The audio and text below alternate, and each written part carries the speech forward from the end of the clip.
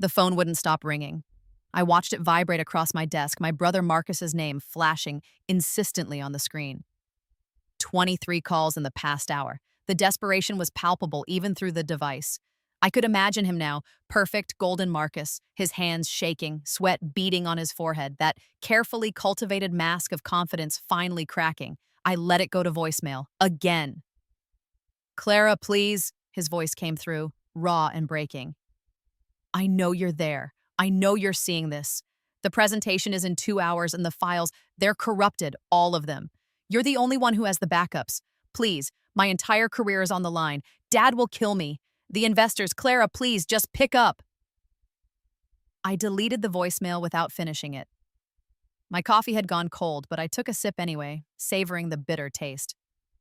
Through my office window, the Seattle skyline gleamed in the afternoon sun. My office.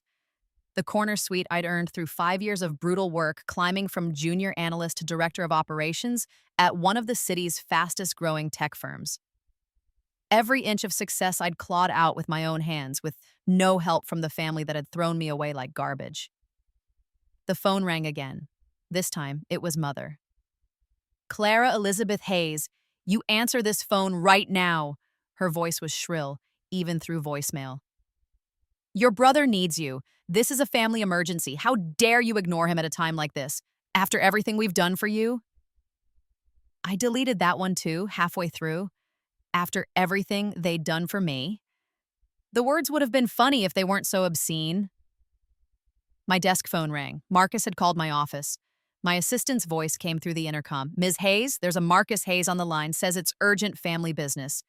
Tell him I'm in meetings all afternoon," I said calmly. "Hold all my calls." "Yes, ma'am." I pulled up the file on my computer, the one Marcus needed so desperately. The presentation that would make or break his promotion to partner at Dad's law firm. I'd spent 3 months helping him prepare it in my past life, working through nights while juggling my own job, rebuilding every document after his laptop had been infected with malware from his careless browsing habits. I'd saved him then, sacrificing my own health and sleep, rushing to his rescue like I always did. And when I'd needed him, when I'd called from the hospital, barely able to breathe, my appendix rupturing, begging someone, anyone, to come because I was alone and terrified, and the doctors were saying I might not make it through emergency surgery, he'd sent me to voicemail, too busy preparing for his big presentation. Too important to be bothered with his sister's drama. Mother had told me not to be so needy. Dad hadn't even responded. I'd died on that operating table for 3 minutes. My heart had stopped, and in that darkness, something had changed. When they'd brought me back, when I'd opened my eyes to the harsh fluorescent lights of the recovery room, I'd been somewhere else. Someone else. No, I'd been myself, but I'd been living it all a second time. I was 23 again, standing in my childhood bedroom, and I remembered everything. Every moment of the next 8 years.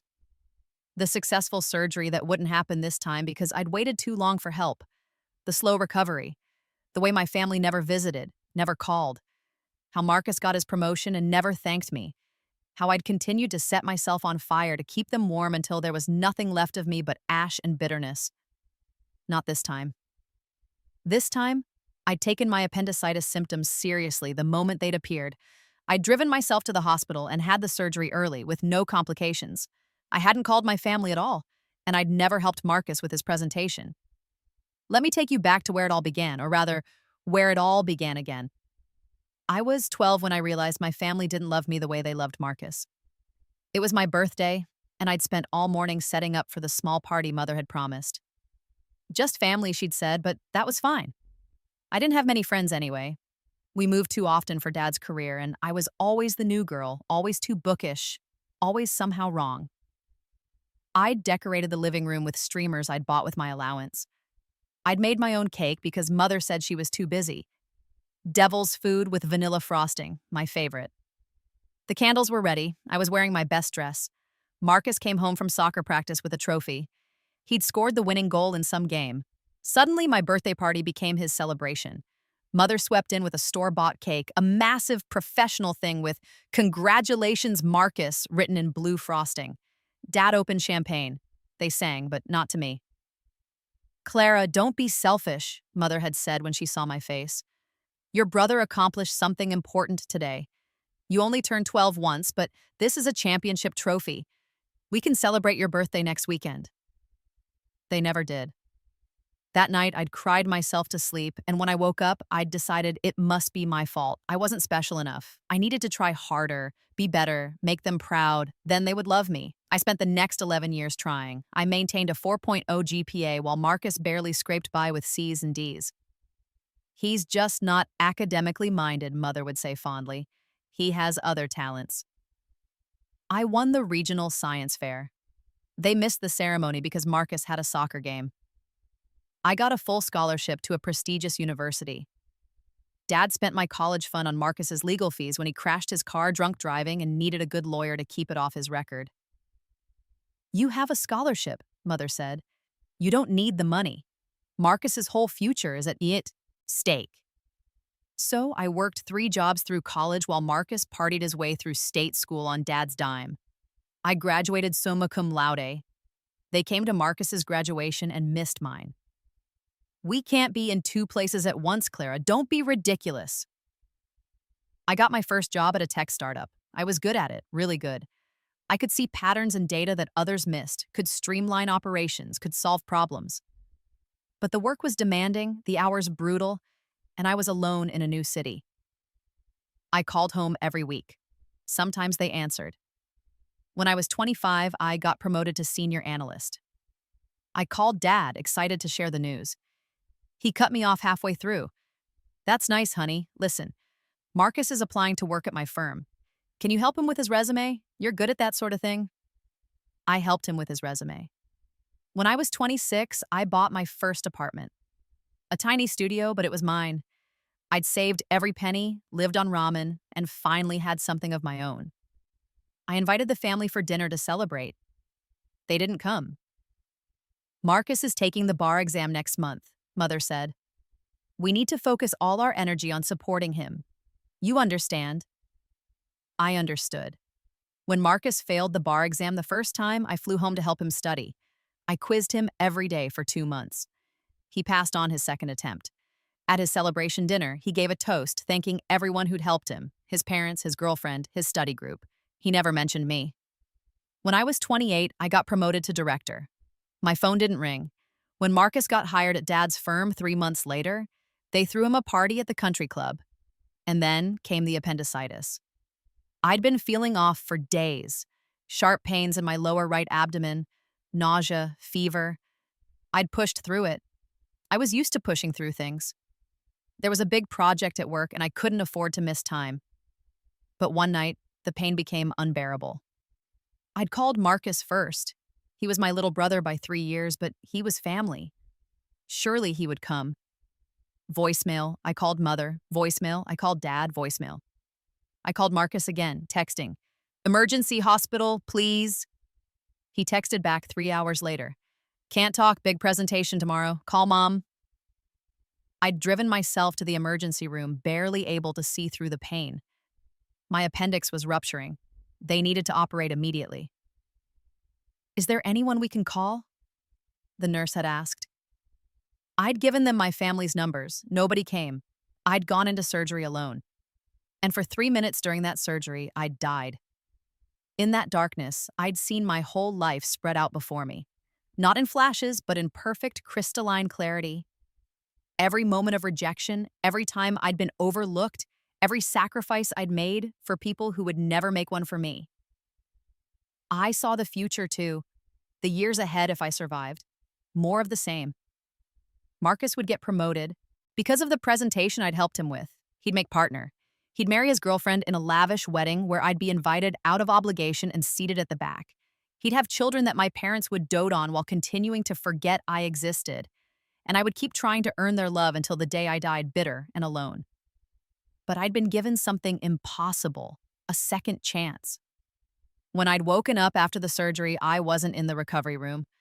I was in my childhood bedroom and I was 23 years old, 3 years before the appendicitis. My college diploma was fresh on the wall. My acceptance letter from the tech startup was on my desk, unopened. I'd sat up in bed, my heart pounding, and looked at my hands, young, unscarred. I'd grabbed my phone, an older model I'd forgotten I'd owned, and checked the date. 5 years in the past. I'd spent that first day in a daze, testing the memories, making sure they were real. I knew which stocks would boom. I knew which startups would fail. I knew exactly when Marcus would call asking for help with his resume, when mother would guilt trip me into babysitting her friends' kids, when dad would borrow money I'd never see again, and I knew when my appendix would rupture. I'd sat at my desk that first day of my second life and made a list. Never help Marcus again. Never lend money to family. Never expect them to show up. Invest in Bitcoin, Apple, and Tesla. Get the appendectomy before it's an emergency. Build a life they can never touch. I'd started that very day. I accepted the job at the tech startup but negotiated a higher salary. I knew the company would be desperate for someone with my skills, even if they didn't know it yet. I took the money I would have wasted on family obligations and invested it exactly as I'd planned. I worked harder and smarter than I had the first time, armed with knowledge of which projects would succeed and which executives to impress. When Marcus called asking for resume help, I told him I was too busy. When mother called asking me to drive 3 hours home to help with dad's surprise party, I said I had to work. When dad asked to borrow $2,000 for an investment opportunity, I said no. They'd been shocked. Their doormat had grown a spine. "Clara, I raised you better than this," mother had said coldly. "Family helps family." "Of course," I'd said. "When you need help, I'm sure you'll be there for me too." The silence had been damning. Over the next 3 years, I'd watched from a distance as the family dynamics shifted. Without me to smooth everything over, Marcus struggled. His resume looked sloppy without my editing. He failed the bar exam twice instead of once. Dad's investment opportunity fell through, and he had to borrow from a bank instead. And I thrived. I'd invested my money wisely and watched it grow exponentially. I got promoted faster than before because I wasn't burning myself out with family. Obligations. I made real friends, people who valued me for who I was, not what I could do for them. I dated, I traveled, I lived. When the pain started in my lower right abdomen, I went straight to the hospital. Elective appendectomy. Simple procedure, in and out in 2 days. I told my family after it was over. "Oh," mother had said. "Well, I'm glad you're fine." No visit, no flowers, no card. I'd expected nothing and somehow still been disappointed. But I was alive, and that was more than I'd gotten the first time. Now, 5 years after my rebirth, 8 years after I'd first lived this day, I sat in my corner office and watched Marcus's world fall apart in real time. The decision to let him fail hadn't been immediate. I'd spent weeks weighing it, running through scenarios. Part of me, the old me, the doormat me, whispered that I should help, that I was being cruel, that family was family. But then I'd remember lying on that operating table, the phone beside me showing 0 missed calls, 0 messages, 0 proof that anyone cared whether I lived or died. Marcus had made his choice that night.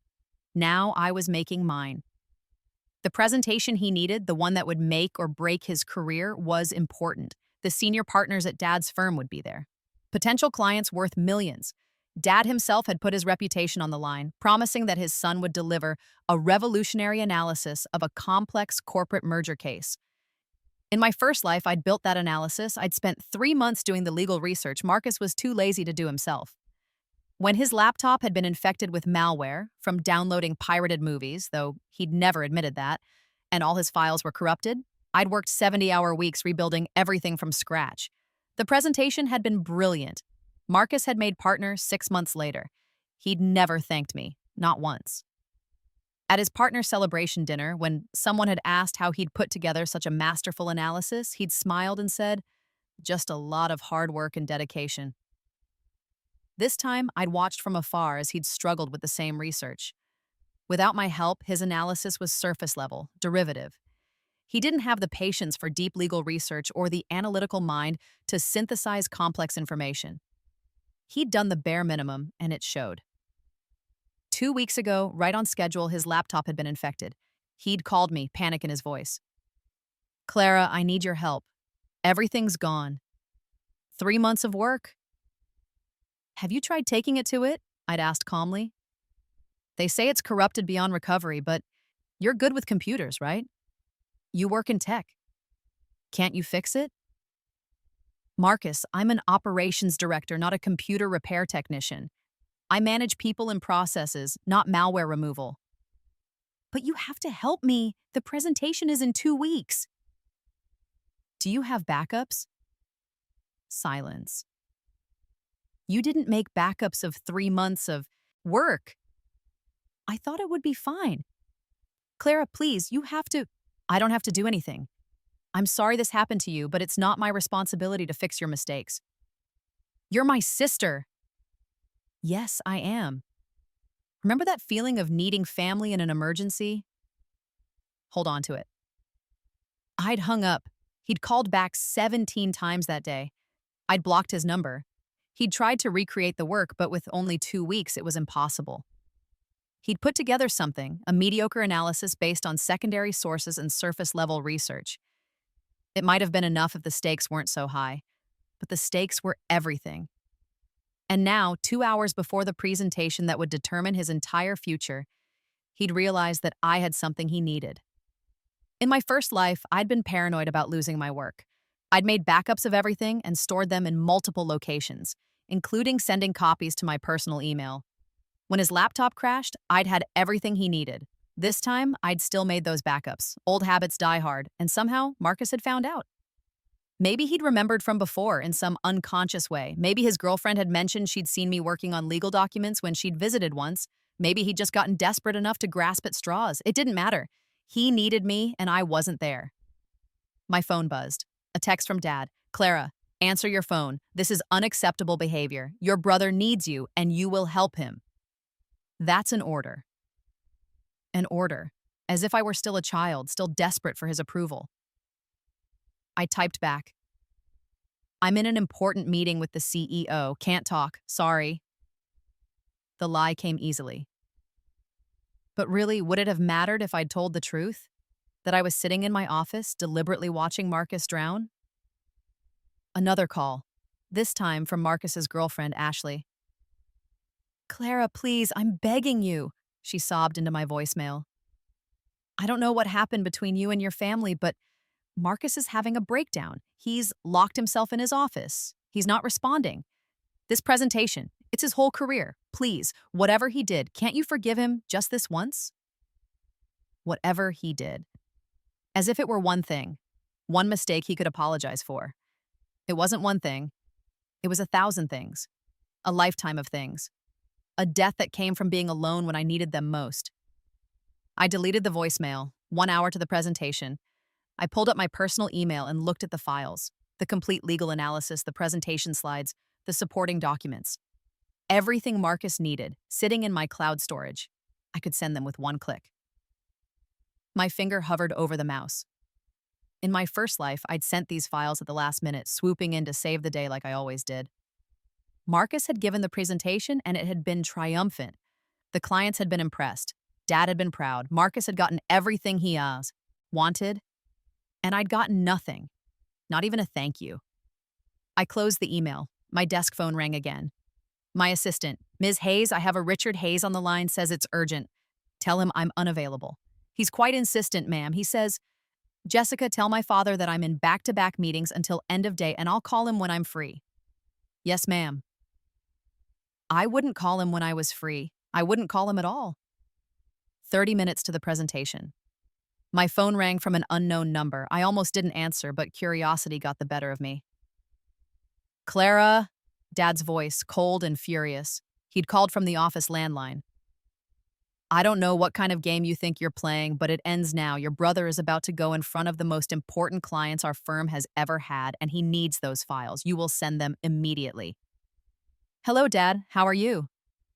Don't play cute with me. Send the files. What files? Don't.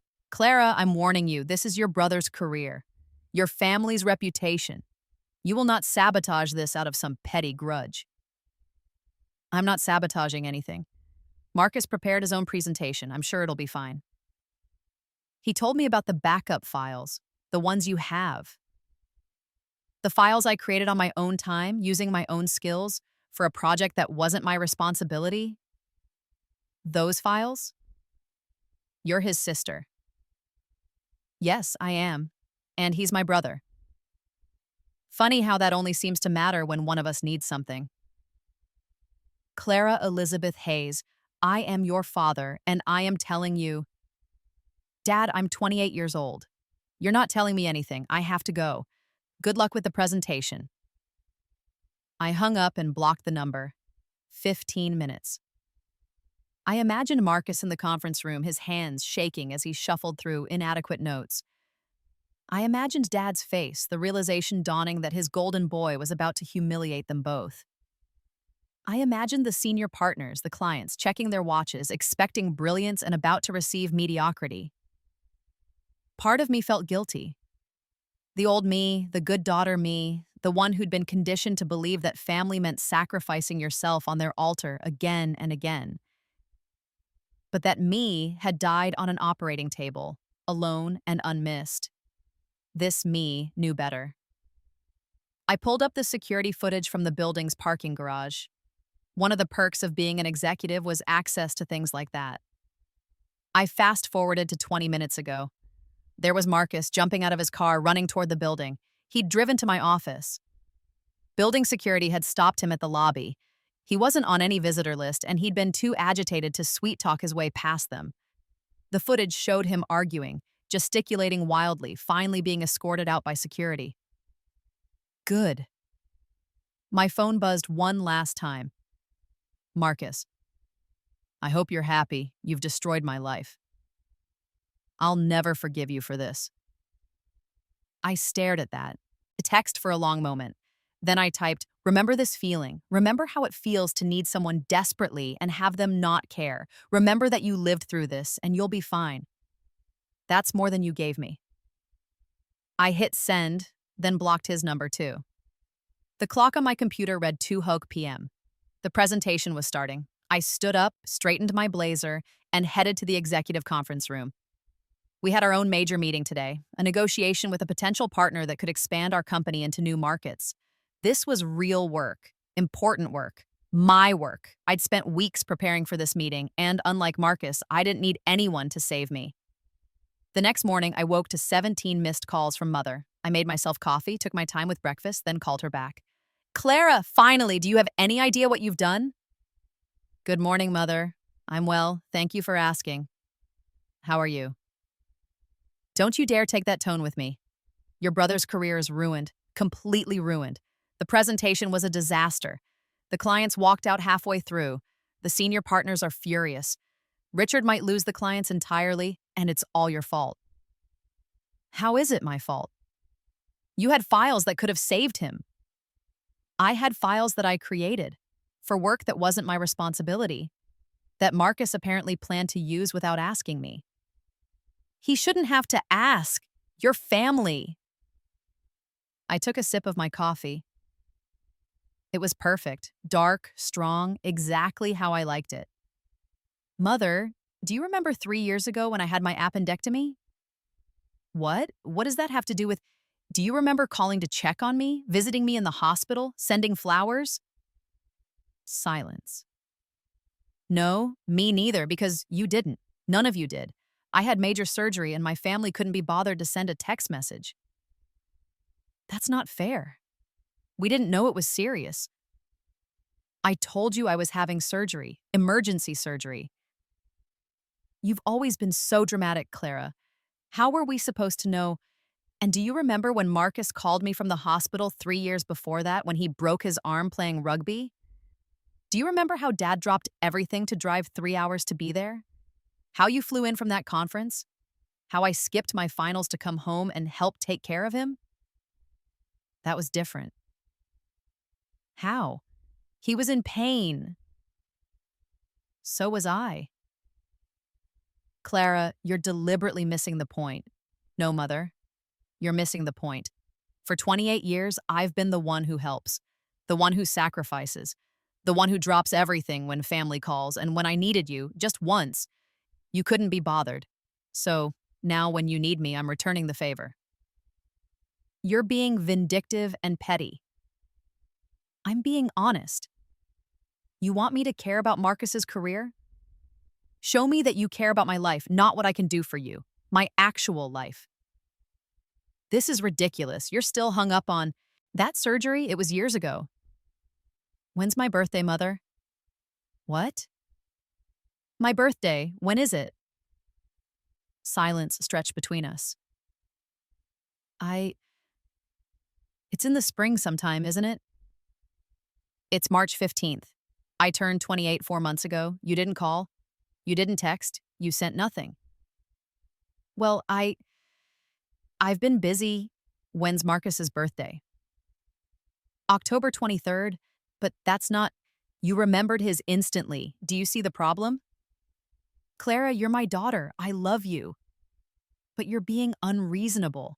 Goodbye, Mother. I hung up and blocked her number too. My phone immediately started ringing from Dad's number. I silenced it. I got ready for work, taking my time.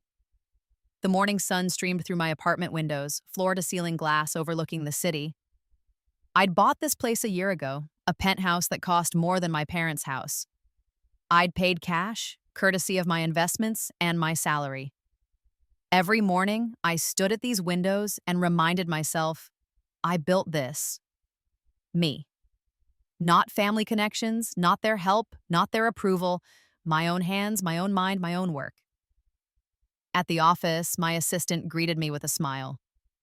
Good morning, Ms. Hayes. Congratulations on yesterday's meeting. Mr. Chen was very impressed. He's recommending we move forward with the partnership. Excellent. Thank you, Jessica. Also, there are several people in the lobby asking for you. They say they're family. Security has them contained, but they're causing a bit of a scene. Of course they were. Tell security to remove them from the premises. If they refuse, call the police for trespassing. Are you sure? They seem quite upset. I'm sure. And Jessica, add them to the permanent no-entry list. Yes, ma'am. I settled into my office, pulling up the news feeds I monitored daily. It didn't take long to find what I was looking for. Hayes and Associates suffers major client loss after disastrous presentation. The article was scathing. It detailed Marcus's fumbling presentation, his inability to answer basic questions, the client's visible disappointment. The senior partners at Dad's firm had issued a statement distancing themselves from the debacle, noting that Junior Associate Marcus Hayes had failed to meet the firm's standards, Junior Associate. They'd demoted him, or at least they'd made it clear he wouldn't be making partner anytime soon. Good. Another article. Richard Hayes under fire as son's incompetence cost firm millions. Better. My phone buzzed. A text from an unknown number. You vindictive bitch. You destroyed your own brother's life because of some imagined slight. I hope you're proud of yourself. Ashley, Marcus must have given her my number. I didn't respond. I just blocked the number. All morning, my phone lit up with calls from blocked numbers, unknown numbers, people from my past trying to reach me on behalf of my family. I ignored them all. At lunch, I met with my friend Keisha, a fellow executive at another tech company. I'd met her 2 years into my second life, and she'd become the sister I'd never had. Someone who valued me for myself, who celebrated my successes without jealousy, who showed up when I needed her.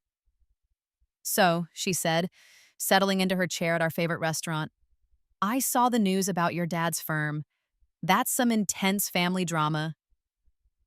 I'd told Keisha everything over the years. She was one of the few people who knew about my family situation. It's not drama, it's consequences. Your brother really fucked up, huh? He did. But here's the thing, Keisha, he didn't just fuck up yesterday. He fucked up 3 years ago when I needed him and he wasn't there. He fucked up every time he expected me to drop everything for him while never being there for me. Yesterday was just the bill coming due. How do you feel? I considered the question. Satisfied, relieved, a little sad maybe. Not because he's suffering. I don't think I'm that good a person anymore. But sad that it had to come to this. That they never loved me enough to do better. Keisha reached across the table and squeezed my hand. Their loss. You're incredible, Clara. You've built an amazing life. You're successful, you're kind, you're brilliant. The fact that they couldn't see that? That's their failure, not yours. Thank you. So what happens now? Are they going to keep trying to get in touch? Probably, but I'm done. I'm completely done. I blocked all their numbers. I've instructed security to keep them away. If they escalate, I'll get a restraining order. Good. You don't owe them anything. Not one more second of your time, not one more ounce of your energy. We finished lunch talking about her life, her promotion, her new girlfriend. It was nice. Normal. The kind of relationship I'd never had with my family. Back at the office, Jessica stopped me before I reached my door. Ms. Hayes, your father is in your office. He somehow got past security. I think he told them he was here for a business meeting. I can call security to remove him. No, it's fine. I'll handle it. Dad was standing by my window looking out at the city. He turned when I entered, and I was struck by how old he looked. In my first life, I'd last seen him at 31 when I was still desperately seeking his approval. Now I was 28, and he was 57, and the years had not been kind. Clara. Dad, you need to leave. You're not welcome here. I'm not leaving until we talk. Then I'll call security and have you escorted out, and I'll press charges for trespassing. You've changed. His voice was cold. You used to be such a sweet girl. I used to be a doormat. There's a difference. Marcus is devastated. Your mother is beside herself. The firm might lose millions because of your petty revenge. That's not my problem. How can you say that? He's your brother. And I'm his sister. Didn't matter to him when I needed help. That surgery? My God, Claire, are you really still hung up on that? You're an adult. You handled it yourself. That's what adults do. You're right. Adults handle their own problems, so Marcus can handle his presentation disaster himself. That's what adults do. Dad's face reddened. Don't twist my words. Family helps family. No, Dad, you help Marcus. You've always helped Marcus. I'm just family when you need something from me. That's not true. When's my birthday? He blinked. What? My birthday. When is it? It's in the spring. March 15th. I'm 28. You forgot. I'm busy, Clara. I can't remember every... You remembered Marcus's instantly when I asked him the same question. Just like you remembered his soccer games but missed my science fair. Just like you paid for his car and his college and his legal fees but told me I didn't need money because I had a scholarship. Just like you dropped everything when he broke his arm but didn't visit when I had surgery. You're listing grievances from years ago. I'm listing patterns from my entire life. And here's what I've realized. You're not going to change. None of you are. You've decided Marcus is worth your time and energy and love, and I'm not. Fine. That's your choice. But my choice now is to walk away. You can't just abandon your family. You abandoned me first. I'm just making it official. Clara, please, I'm asking you, if you won't help Marcus, at least don't hurt him further. Don't give statements to the press. Don't badmouth him. I would never do that. I'm not like you. His face went white. What is that supposed to mean? After my surgery, when I finally got home, I heard you on the phone with Uncle Tom. Do you remember what you said? You said, Clara's being so dramatic about this whole thing.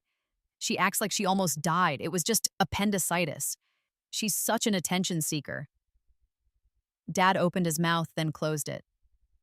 I was in the next room. I'd just gotten out of the hospital. I was still in pain, and you were dismissing my near-death experience as attention-seeking. I didn't mean, yes, you did, and that's when I realized. You don't actually care about me. You care about what I can do for you. I'm useful. That's all I've ever been to this family. That's not true. I love you. You're my daughter. Then prove it. Tell me one thing about my life. One thing that doesn't involve how I can help Marcus or the family. What's my favorite book? What's my job title? What was the name of my college roommate? What do I do for fun? Silence. You can't answer any of those, can you? Because you've never asked. You've never cared to know me. Clara, get out, Dad. Get out of my office. Get out of my life. We're done. You don't mean that. I've never meant anything more. You have 10 seconds to leave before I call security. He stared at me, and I watched emotions flicker across his face: anger, disbelief, maybe a trace of shame. But not enough. Never enough. You're making a mistake, he said finally. You'll regret this. The only thing I regret is not doing it sooner. He left. I locked the door behind him and stood there, shaking. Not from fear or sadness, but from the sheer relief of finally saying what I'd needed to say for 28 years. My phone buzzed. Another unknown number, another text. You're dead to us. Don't ever contact us again. I smiled grimly. That was fine with me. The weeks that followed were both harder and easier than I expected. Harder because the guilt had been trained into me so deeply that even now, knowing I was right, part of me whispered that I was the villain, that I was cruel, that I should apologize and go back to being useful. Easier because every day I didn't have to deal with their demands, their dismissals, their casual cruelty was a day I could breathe freely. The firm-wide email announcing the partnership deal I'd negotiated came through 2 weeks after the disaster with Marcus. My work had brought in a $30 million contract. My CEO called me into his office personally to thank me. Clara, this is exceptional work, truly exceptional. We'd like to discuss your future with the company. We're thinking VP of Operations with a corresponding salary increase and equity package. Vice President, at 28. I accepted on the spot. The promotion was announced the next day. I saw it shared on social media, saw former colleagues from college commenting congratulations. I wondered if my family saw it too, if they felt any twinge of pride or regret. Probably not. 3 weeks after Marcus's disaster presentation, I got an email from an unknown address with the subject line, "You won." I almost deleted it without opening, but curiosity won out. Clara, I don't know if you'll read this. You've blocked all of us and I don't blame you, but I needed to try. You were right about all of it. Marcus's career is over at the firm. Dad tried to protect him, but the senior partners voted him out. He's working as a junior associate at a small practice now, making a quarter of what he would have made as partner. He's miserable. Mom and Dad's marriage is falling apart. She blames him for how we treated you. He blames her for raising Marcus to be so dependent. They're both blaming me for not being a better brother. Dad's firm is hemorrhaging clients. The disaster presentation was just the start. Without those clients and with the reputation hit, they're struggling. He might have to close the practice. And Mom, she cries a lot. She talks about you constantly, wondering where she went wrong. I know this probably makes you happy. I know we deserve it. We treated you like shit for your entire life, and now we're paying for it. But Clara, I'm writing to tell you something I should have said years ago. I'm sorry I wasn't there when you had surgery. I'm sorry I took your help for granted. I'm sorry I let Mom and Dad treat you like you were less important than me. I'm sorry I never stood up for you, never thanked you, never tried to be the brother you deserved. I was spoiled and selfish and blind. I genuinely didn't realize how bad it was until it all fell apart. I don't know what I thought. That families were just like that? That you didn't mind? But you did mind. Of course you did. And I was too self-absorbed to notice. I don't expect forgiveness. I don't deserve it. But I wanted you to know that I see it now. I see what we did to you, and I'm ashamed. I hope you're happy, really. I hope you're living the best life. You deserve it more than any of us. Marcus, I read the email 3 times, then I deleted it. An apology now when his life was in ruins meant nothing. Where was this insight when I was killing myself to help him? Where was this shame when I was alone in the hospital? He was sorry now because he was suffering. Not because he'd genuinely learned anything. If his presentation had succeeded, if he'd made partner, would he have ever looked back and realized how he'd treated me? No. I moved the email to trash and went back to work. A month later, I ran into Ashley at a coffee shop. She saw me first, and for a moment, I thought she would walk away. Instead, she approached. Clara. Ashley? Can we talk just for a minute? I almost said no, but something in her face made me pause. She looked tired, defeated. 5 minutes. We sat at a corner table, far from other customers. I owe you an apology, she said quietly. I called you a vindictive bitch. I sent you horrible messages. I blamed you for everything that happened to Marcus. But the truth is, the more time I spend with your family, the more I understand why you left. I said nothing, just waited. Marcus won't stop talking about the presentation, about how you ruined his life. And at first, I agreed with him, but then I started asking questions about your childhood, your relationship, how often you all talked, and the picture that emerged. She shook her head. Clara, they treated you terribly for years, and they don't even see it. I know. Marcus keeps saying you owed him help because you're family. But when I asked him what he'd done for you, he couldn't name a single thing. Not one. He couldn't even remember the last time he called you just to talk. There wasn't a last time. He never called just to talk. I know, and when I pointed that out, he got defensive. Said you were always fine, you never needed help, you were self-sufficient. As if that was an excuse to never try. It's okay, Ashley. You don't have to. No, let me finish. I need to say this. I'm breaking up with Marcus. That surprised me. Because of this? Partly, but also because I realized something. The way he treated you, that's how he treats everyone he thinks owes him something. He's entitled and selfish, and he genuinely doesn't understand why people won't drop everything to help him. I don't want to spend my life being his mother/assistant. I'm sorry. Don't be. You probably saved me years of misery. I wanted to apologize for not seeing it sooner and for adding to your pain with those messages. Apology accepted. She stood to leave, then unpaused. For what it's worth, I think you're amazing. The fact that you survived that family and built a successful life anyway, that takes strength most people don't have. Thank you. After she left, I sat with my coffee for a long time, thinking about second chances and who deserves them. Marcus had been given a second chance when I'd helped him pass the bar exam, when I'd saved his presentation the first time. He'd wasted it. I'd been given a second chance when I'd been reborn with my memories intact. I hadn't wasted it. Maybe that was the difference. Not that I was better than him, but that I'd appreciated what I'd been given. 6 months after the disaster presentation, my CEO called me into his office again. Clara, we've been watching your work closely. The partnership deal was just the beginning. You've streamlined operations, increased efficiency by 30%, and your team has the highest satisfaction scores in the company. We'd like to make you Chief Operating Officer. COO.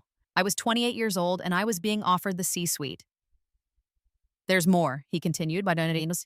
We're planning to go public in the next 2 years. As COO, you'll be integral to that process. And when we do, your equity package will be worth, well, let's just say you'll never need to work another day in your life if you don't want to. I accepted, of course. The announcement was made company-wide, then picked up by tech news sites. 28-year-old named COO of rapidly growing tech firm. My face was in articles, my name on industry lists. I wondered if my family saw, if they read about my success and felt anything at all. But I didn't wonder for long. It didn't matter anymore. That night, I stood at my penthouse windows, looking out at the city lights, and thought about both my lives. In my first life, I died at 31, alone and bitter, having given everything to a family that never valued me.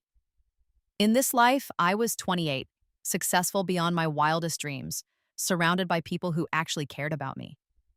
The difference wasn't just the foreknowledge or the smart investments.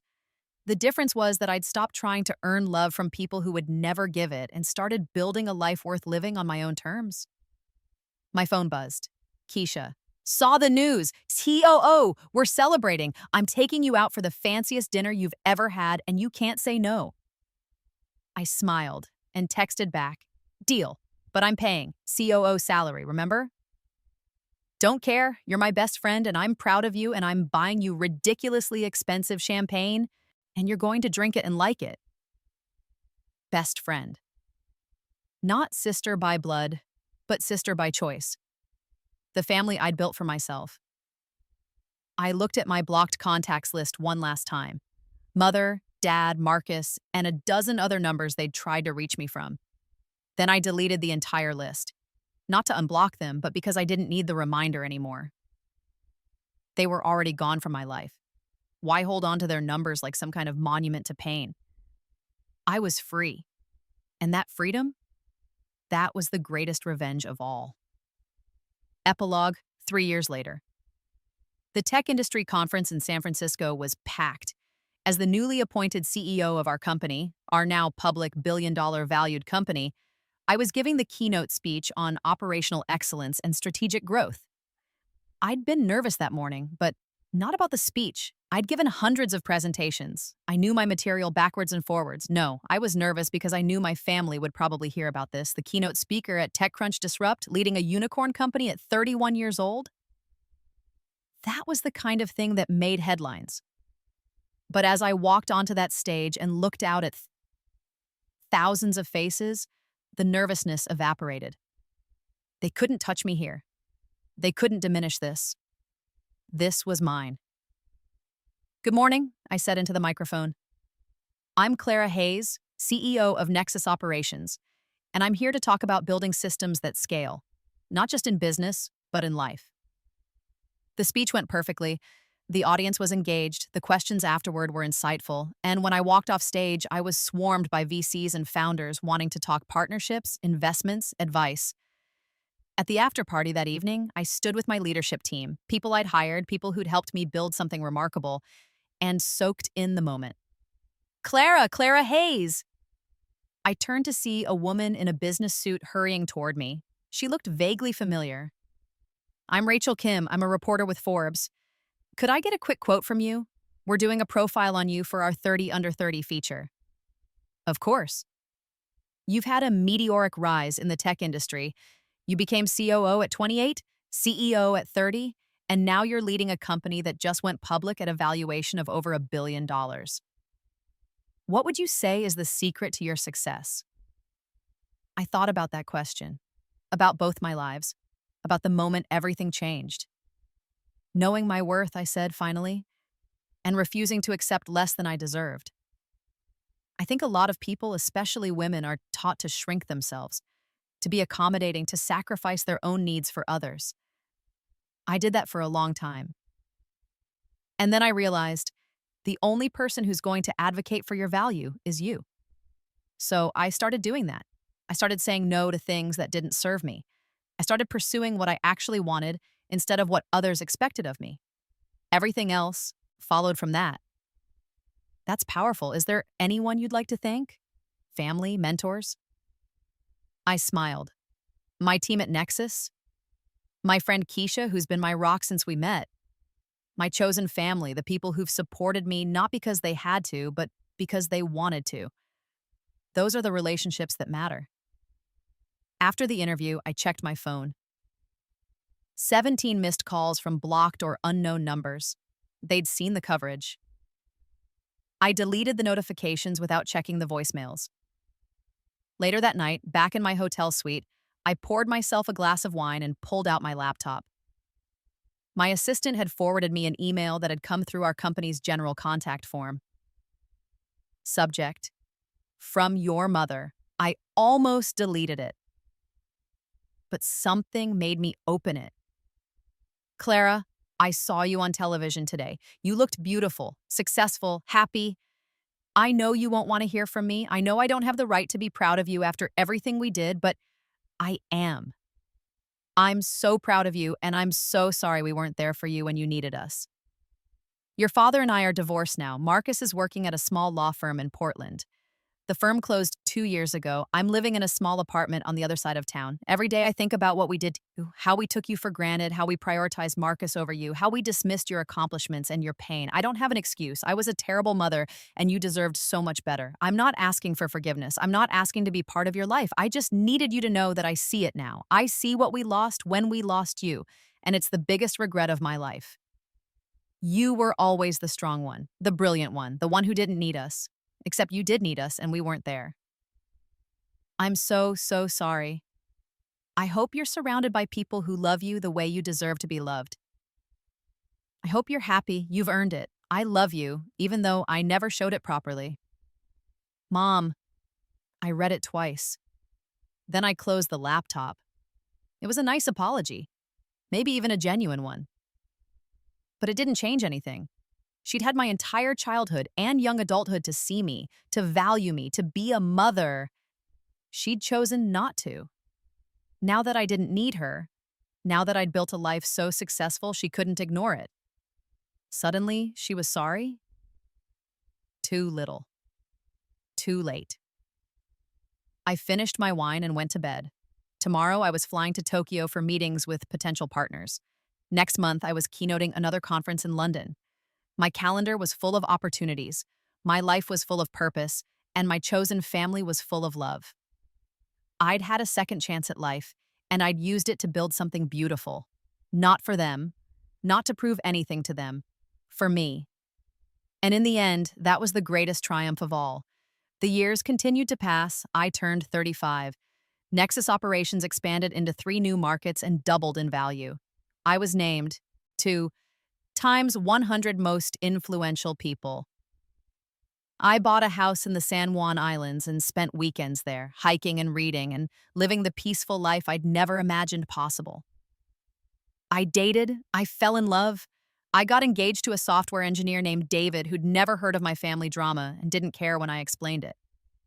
Their loss, he'd said simply and kissed my forehead. We got married in a small ceremony on the beach, surrounded by friends and chosen family. Keisha was my maid of honor. My team from work came. My neighbors came. People who loved me for me. No one from my biological family was invited. I didn't even tell them it was happening. On my wedding day, as I stood in my dress looking out at the ocean, Keisha came up beside me. You good? I'm perfect. No regrets? Not even a little? I thought about that. About the life I could have had if I'd stayed, if I'd kept trying to win their love. About the person I would have become, bitter, empty, forever chasing approval that would never come. Not even a little, I said. They were the dress rehearsal. This is the real performance. She hugged me. Damn right it is. Now let's get you married. The ceremony was perfect. David's vows made me cry. My vows made him cry. When we kissed, our friends cheered, and I felt a joy so complete it almost hurt. This was what I'd died for. This was what I'd been reborn to find. Not revenge, though that had been satisfying. Not success, though that had been gratifying. But this, a life full of genuine love. People who chose me every day, not because they had to, but because they wanted to. A partner who valued me. A career I'd built with my own hands, peace. After the reception, after the guests had left and it was just David and me watching the sunset, my phone buzzed. Unknown number. I almost ignored it, but David saw my face. Your family? Probably. They've tried to reach out a few times over the years. Do you want to answer? No. Do you want to block it? I looked at the phone, then at my new husband, then at the ocean stretching out before us, golden in the dying light. I don't need to. They can't touch this. They can't diminish this. Let them call. Let them see my success in the news. Let them wonder what could have been. It doesn't matter anymore. I turned off my phone and took David's hand. Come on, I said. We have a honeymoon to start. We walked down the beach, leaving footprints in the sand that the tide would wash away. Behind us, the sun set on one chapter of my life. Ahead, the future stretched out, full of possibility. I'd been given a second chance at life. I'd used it to build everything I'd ever wanted. And Marcus, Dad, Mother? They'd been given hundreds of chances to do better, to be better. They'd wasted every single one. Now they had to live with the consequences. And I got to live with joy. In the end, that was the best revenge of all.